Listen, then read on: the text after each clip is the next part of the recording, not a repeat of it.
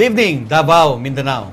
Once again, we are here at Mindanao Dialogue at Sky Cable, aired daily, 9 to 10 p.m., Channel 15. Our topic for tonight is similar to the previous topics that we have discussed, particularly talking with the Vice Chairman of the MILF, Ghazali Japar. And this pertains to the Mindanao conflict or the peace process. And of course, we will also tackle some of the major issues of the indigenous people of Mindanao.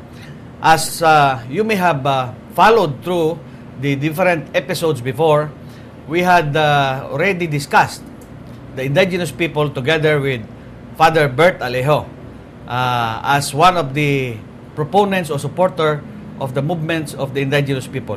However, for tonight, our guest who will be discussing with us about the Mindanao conflict and about the indigenous people is no longer a priest, no, but he is by himself a pure IP or lumad, an Arumanon Manobo, no less than a Dato. We call him Dato Al Saliling. Mayong gabi, Dato Al. Mayong gabi po, Ed, ug mayong gabi sa atong mga tigpaminawan.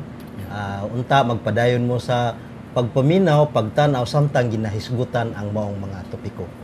Salamat, Dato. Dato Al Saliling, mga gala, he is the current executive director of the Panagtagbo Mindanao, a big group of indigenous people or lumad organizations all over Mindanao that has a history of sobra na siguro mo na pulo katuig, Dato, ang Panagtagbo? O yes, sobra na pulo. Sobra na. More than 10 years in existence. No? Recently, he was designated by the Council of the Panagtagbo to head as the executive director who will run the day-to-day affairs of Panagtagbo.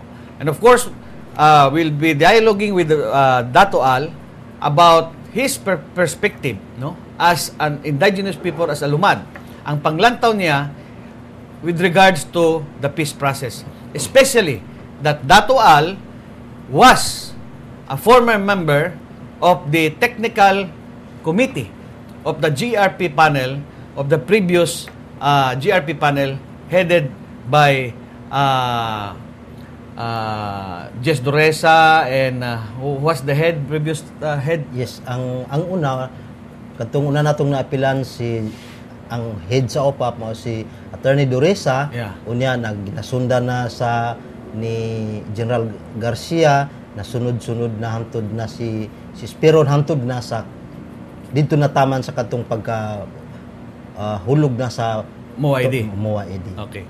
So, ang iyang perspective niya, ang paglantaw niya, mga igala, runs through as former official member of the panel, and of course as a leader of the indigenous people, not only sa ilahang grupo sa Arumanon Manobo, but of course sa Panagtagbo, which is composed of the various tribes all over Mindanao.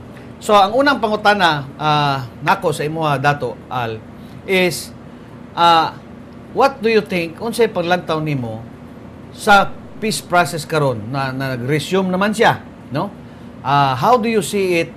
Na ba siya ay kaugmaon o na ay kalisdanan o unsa ang imong panglantaw? General lang nga panglantaw karon. Lisod-lisod siya nga tubagon tungod kay ang kita bisan positive ang atong panglantaw, pero ang atong mga nakita is basta peace process na gani ang hisgutan, dunay kalisdanan.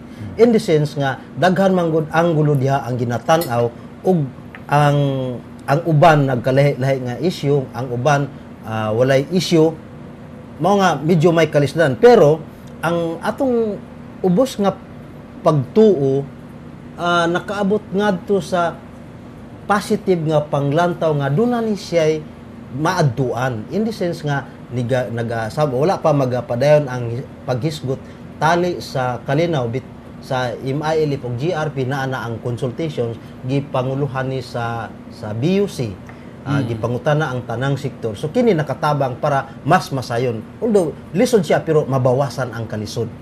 So, if I will summarize what you said, murag you're saying na they should good hukman kung maayo ba gito dili, but definitely it's moving forward. So, nag-hope ta nga mo resulta siya sa maayong pamagi. Yes. Especially nga ang Bishop Ulama Conference naghimo po og kaugalingong consultation nga makatabang po, makakontribute po dito sa peace process. Isip isa ka IP, isa ka lumad.